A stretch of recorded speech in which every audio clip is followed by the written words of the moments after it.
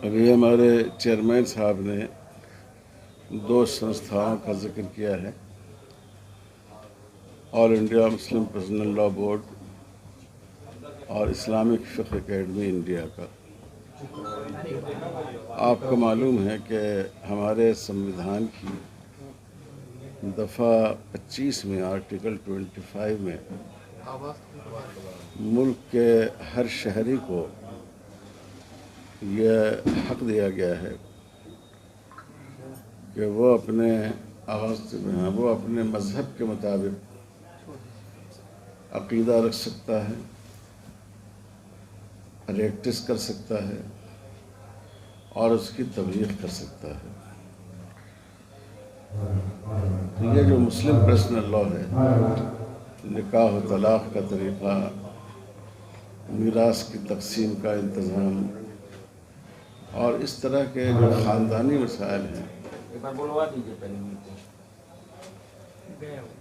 اس طرح کے جو خاندانی مسائل ہیں، یہ سب اس دفعہ کے تحت آتے ہیں، آرٹیکل 25 کے تحت۔ اور آرٹیکل 26 میں ہر گروہ کو، ہر کمیونٹی کو، ایک قوم میں پائی جانے والی مختلف الگ الگ جماعتوں کو ان کو اختیار دیا گیا ہے کہ وہ اپنے یقین اور اپنے رسم و رواج کے مطابق عمل کریں۔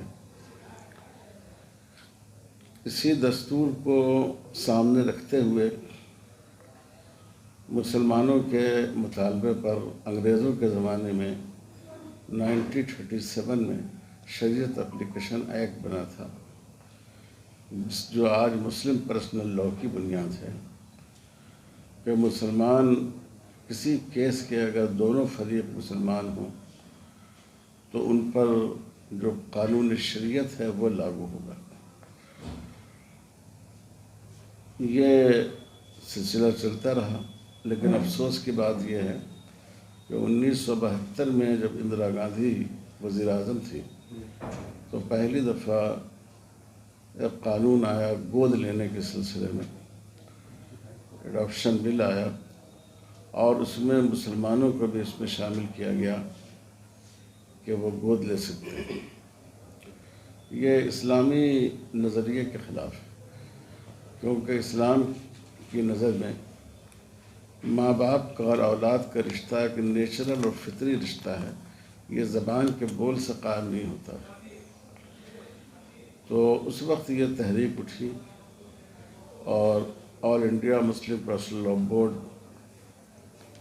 کی شکل میں اس کی تشکیل ہوئی، بنا یہ بورڈ، جس میں مسلمانوں کے تمام مکاتب فکر، دیوبندی، بریلوی، اہل حدیث، حنفی، شیعہ، سنی، بوہرے، تمام مسلک کے ماننے والے لوگ شامل ہیں، اور تمام تنظیمیں بھی شامل ہیں، جمعیت علماء، جماعت اسلامی اور جمعیت اہل حدیث اور مسلم لیگ، ان تمام تنظیموں کے نمائندے اس میں شامل ہیں۔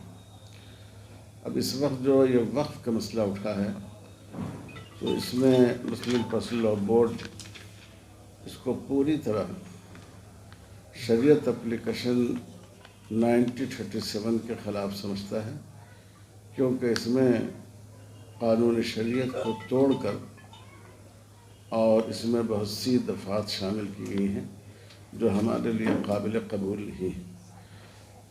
اور اسی طرح بدقسمتی کی بات یہ ہے کہ حکومت یونیفارم سول کوڈ کی بات کر رہی ہے۔ دستور کی دفعہ 44 اس میں اس بات کی دفعہ 44 میں گنجائش رکھی گئی ہے کہ اگر کوئی کمیونٹی چاہے اور وہ رضامند ہو تو ان کے لیے ایک کامن سول کوڈ بنایا جا سکتا ہے۔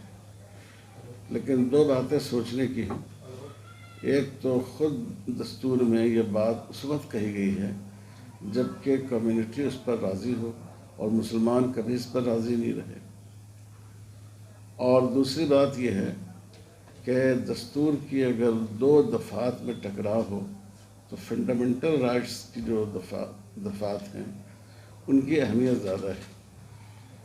تو یہ جو تمام لوگوں کو اپنے مذہب کے مطابق عقیدہ رکھنے کی، عمل کرنے کی اور اس کا پروپیگنڈا کرنے کی، اس کی تبلیغ کرنے کی آزادی دی گئی ہے، یہ ہمارے بنیادی حقوق میں، فنڈامنٹل رائٹس میں شامل ہیں۔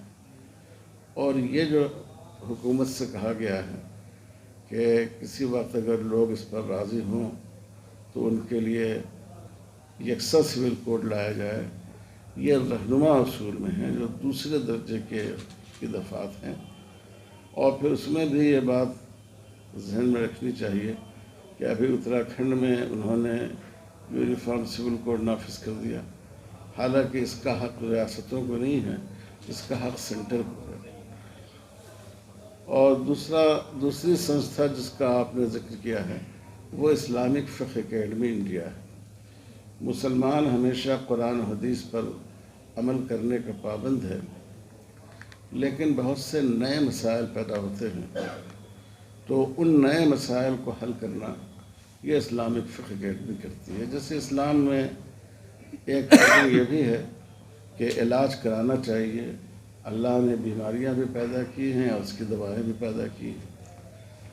اور اسلام میں ایک حکم یہ بھی ہے کہ جو دوسری مخلوقات ہیں، پودے ہیں، یہ تو انسان کے فائدے کے لیے پیدا کیے گئے ہیں، انسان ان کو استعمال کر سکتا ہے، لیکن ایک انسان دوسرے انسان کو اپنے فائدے کے لیے ان کے جسم کو، ان کے باڈی کے کسی جز کو استعمال نہیں کر سکتا۔ کسی کو بھوک لگ جائے اور وہ دوسرے کی انگلی کتر کر کھا لے، اس کی اجازت نہیں۔ اب ایک سوال پیدا ہوا کہ آج کے دور میں ایک طریقہ اعضا کی پیوند کاری کا شروع ہوا، کسی کا ایک گردہ فیل ہو گیا ہو تو وہ دوسرے شخص سے اگر وہ گردہ لے لے اور وہ اس کے لیے مناسب ہو، موضوع ہو جسمانی اعتبار سے، اس سے اس کی صحت بچ سکتی ہے۔ اسی طرح جو لیور ہے، جتنا بڑا لیور ہوتا ہے اس کے 40% سے بھی آدمی زندہ رہ سکتا ہے۔ تو اگر کسی دوسرے آدمی کو لیور کی ضرورت ہوئی اور اس کے لیور کو کاٹ کر آدھا اس کو دے دیا گیا تاکہ دونوں کی زندگی بچ جائے، تو سوال پیدا ہوا کہ یہ کرنا درست ہوگا یا نہیں ہوگا۔ ایک پہلو تو یہ ہے کہ شریعت میں علاج کی اجازت دی گئی ہے، دوسرے انسانوں کو فائدہ پہنچانے کی اجازت دی گئی ہے، اور دوسرا پہلو یہ ہے کہ ایک انسان دوسرے انسان کی باڈی کو اس طرح استعمال نہیں کر سکتا، اس سے دوسرے انسان کی ایک طرح کی توہین ہے۔ تو اب ان دونوں میں کس اصول پر عمل کیا جائے، تو ایسے مسائل کو طے کرنے کے لیے یہ اسلامک فقہ اکیڈمی ہے اور وہ ایسی چیزوں کو طے کرتی ہے۔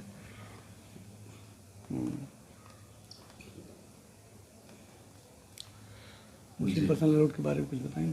مسلم پرسنل لا بورڈ کے بارے میں بات تو آئے گی، دونوں یہ باتیں دونوں سنستھا کے بارے میں آ گئی، اب سوال اپنا آپ کر سکتے ہیں۔ مولانا جی کیسے مئو میں آنا ہوا؟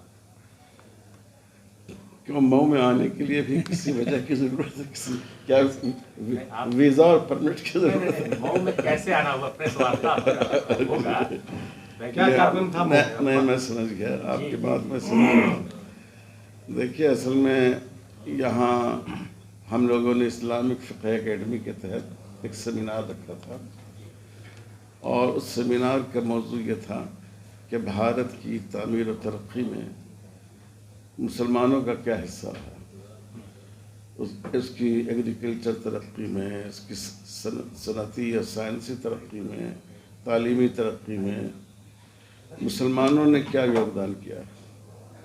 اور اس کی ضرورت اس لیے تھی کہ آج کل آپ جانتے ہیں کہ ایک گروہ ایسا پیدا ہوا ہے جو مسلمانوں کے بارے میں یہ تصویر دے رہا ہے کہ انہوں نے اس ملک کے لیے کچھ نہیں کیا ہے، صرف انہوں نے یہاں کے دسترخوان سے کھایا ہے، کچھ اس دسترخوان پر رکھا نہیں ہے۔ حالانکہ یہ بالکل غلط ہے۔ ہر شعبے میں مسلمانوں کی بہت بڑی خدمات ہے۔ تو اس لیے اس سبجیکٹ پر یہاں سیمینار رکھا گیا تھا۔ سیمینار کی زبان تو اردو تھی، لیکن ہم لوگ جو اس میں جو تحریریں، جو پیپرز پڑھے گئے ہیں، اس کو انشاءاللہ انگریزی اور ہندی میں بھی پیش کریں گے۔ ताकि आप लोगों तक भी वो पहुंच सके। हजरत, आप ऑल इंडिया मुस्लिम प्रसला बोर्ड के सदर हैं और मुसलमानों का एक मसला था 3 तलाक का, जिस गवर्नमेंट ने बिल पास किया। उसके अलावा वक्फ बिल पे भी चर्चा हो रही है, तो क्या नुकसान होने वाला है वक्फ बिल से? देखिए, वक्फ बिल से तो बहुत बड़ा नुकसान है, मगर एक दो जो बहुत अहम बात है वो ये है कि जो वक्फ बिल था 2013 का, जिसमें अभी तब्दीली की कोशिश की जा रही है, उसमें वक्फ बाय यूज़र को माना गया है। यानी अगर एक चीज़ वक्फ के तौर पर इस्तेमाल होती रही है तो चाहे उसके लिए कोई डॉक्यूमेंट मौजूद न हो, उसको वक्फ ही माना जाएगा। हमारे मुल्क में बहुत सी मजहबी स्थल हैं और बहुत से जो खिदमत के लिए सवाब के तौर पर जो लोगों ने किए हैं वो कई कई सौ साल पहले के। मुसलमानों के यहाँ भी हैं, हिंदुओं के यहाँ भी हैं। आज अगर आपसे कोई पूछे कि जामे मस्जिद दिल्ली का ये आपकी ज़मीन है, वक्फ की ये मस्जिद है, आप इसका डॉक्यूमेंट दीजिए, देना कितना मुश्किल होगा। तो ये रियायत हर मज़हब के लिए है, ये हमारे सिख भाइयों के लिए भी है, हिंदू भाइयों के लिए भी है कि जो चीज़ पहले से मंदिर के तौर पर इस्तेमाल हो रही है उसको मंदिर ही माना जाएगा। लेकिन इस गवर्नमेंट ने इसमें इम्तियाज़ बरतते हुए मुसलमानों के औकाफ के बारे में ये कहा है कि वक्फ बाई यूज़र नहीं माना जाएगा। जब तक आप किसी चीज़ के डॉक्यूमेंट उसके नहीं पेश करेंगे उस वक्त तक हम इसको नहीं मानेंगे। तो इससे तो हमारी सैकड़ों मस्जिदें, मदरसे और जो इस तरह के काम की चीज़ें हैं वो सारी चीज़ें ये हमारे हाथ से निकल जाएंगी और ये बहुत बड़ा नुकसान होगा। मुसलमानों का भी नुकसान होगा, कौम का भी नुकसान होगा। जबकि इसी तरह की सहूलतें हिंदू एंडोमेंट के लिए भी हैं, हमारे सिख भाइयों के लिए भी है।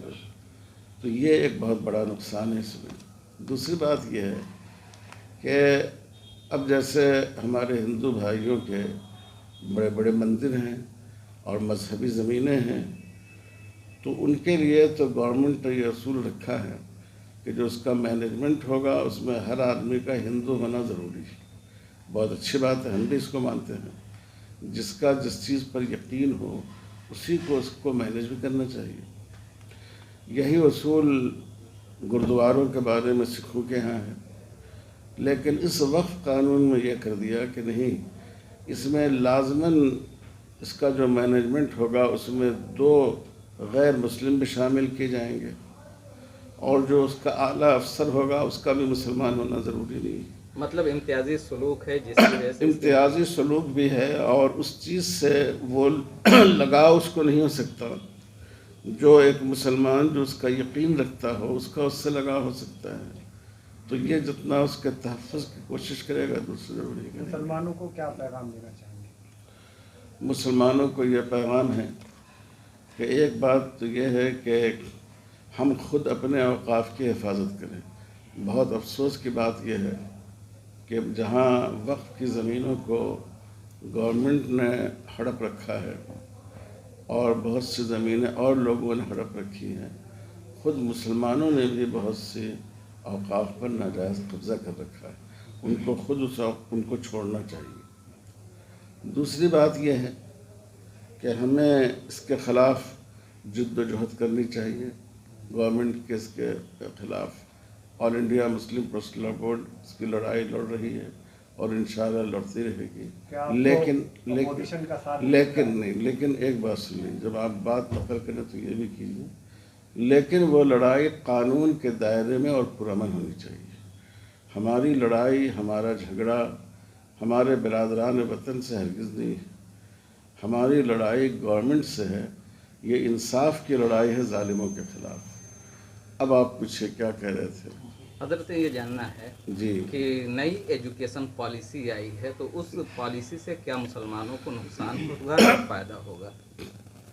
देखिए, कुछ चीज़ें उसमें फ़ायदे की भी हैं, कुछ चीज़ें मुसलमानों के लिए नुकसान की हैं, कुछ चीज़ें सबों के लिए नुकसान की। अब ये जो न्यू एजुकेशन पॉलिसी है इसमें तालीम का प्राइवेटेशन, इसकी हौसला अफजाई की गई है। جب تعلیم پرائیویٹ کی جائے گی تو مہنگی بھی ہو جائے گی، اور جو امیر اور دولت مند لوگوں کے بچے ہیں وہ پڑھنے کے لیے جائیں گے، غریبوں کے بچوں کے لیے آگے تک تعلیم جاری رکھنا مشکل ہو جائے گا۔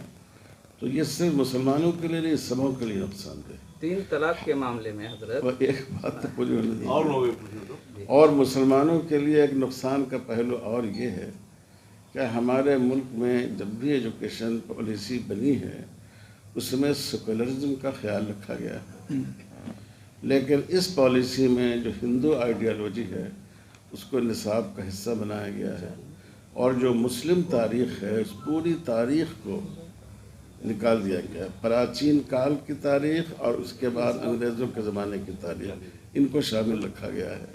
تو یہ مسلمانوں کے ساتھ بہت بڑی ناانصافی ہے، ظلم ہے، زیادتی ہے۔ یہ مولانا صاحب، جالم بھاجپا سرکار ہے یا کوئی اور جس کے خلاف آپ لڑائی لڑنا چاہ رہے ہیں؟ آپ بتائیے اس وقت گورنمنٹ کس کے ہے؟ بھارتیہ جنتا پارٹی کی۔ ظاہر ہے ہماری لڑائی کسی خاص پارٹی سے نہیں، ہماری لڑائی ان لوگوں سے ہے جو دیش کے سموِدھان کو نقصان پہنچا رہے ہیں اور ان سے ہٹ کر اوپر اٹھ کر قدم اٹھانا چاہتے ہیں، چاہے وہ بھاجپا ہو چاہے دوسری پارٹیاں ہوں۔ مولانا جی، آپ نے وقف بورڈ کے بارے میں بتایا، تمام چیزوں کے بارے میں بتایا، لیکن کیرل کے پورے گاؤں کو وقف بورڈ نے اپنا کہہ دیا، تو وہاں کی جنتا کہاں جائے گی؟ اس پر کیا کہیں؟ تو عدالت ہماری کس کام کے لیے ہے؟ ایک تو یہ ہے کہ کورٹ جو ہے وہ اسی لیے تو ہے نا کہ کوئی بات اگر غلط کہی جائے تو وہ اس کو کیس کو سنے اور فیصلہ کرے۔ یہ تو مانا یہ بھی جائے تو کہا جاتا ہے کہ وقف بورڈ جہاں دعویٰ کر دیتا ہے وہ اس کا ہو جاتا ہے، کوئی اپیل نہیں کی جاتی۔ ایسا بالکل نہیں ہے، آپ سوچئے یہ کیسے ہو سکتا ہے؟ کوئی آپ کے گھر پر آ کر دعویٰ کر دے اور اس کا ہو جائے گا۔ اور کیرالہ والی جو بات ہے اس کی بھی کیرالہ گورنمنٹ نے وضاحت کی ہے، غلط پروپیگنڈا کیا جا رہا ہے۔ یہ مانا جائے مولوی صاحب کہ بھارتیہ جنتا پارٹی کی جو سرکاریں ہیں ان کے ورد آپ لام بند ہو کر ایک مہم شروع کرنا چاہتے ہیں، جس کے لیے آپ مئو لام بند کر رہے ہیں لوگوں کو۔ دیکھیے، ہم تو مسئلہ پارٹی کا نہیں، اگر یہ کام کانگریس پارٹی کرے تو ہم اس کی بھی مخالفت کریں گے۔ ہمارے لیے مدعا اصل ہے، ہمارے 70 سالوں میں لیے تو اس کی کانگریس نے اہمیت کچھ بھی نہیں نہیں کیا۔ ہے۔ کانگریس کے دور میں بھی ہم لوگوں نے شعبانوں کیس کی لڑائی ایجوکیشن کیا ہے، شعبانوں کیس کے بعد میں خود وقف کے سلسلے میں وقف کا جو قانون تھا ہم لوگوں نے کوشش کر کے 2005 میں بدلاؤ ہم لائے، اس سے بھی وہ کافی نہیں ہوا، پھر ہم لوگوں نے رکھا گورنمنٹ کے سامنے 2013 میں جو آیا تو وہ بہت اچھا قانون تھا، اب اس کو بدلنے کی کوشش کی جا رہی ہے۔ آپ کو مئو میں آئے ہوئے 24 گھنٹے ہوئے، اس کو لے کر عام جنتا کے بیچ آپ گئے ہیں، کیا آپ کو کس طرح کا آبھاس ہوا ہے؟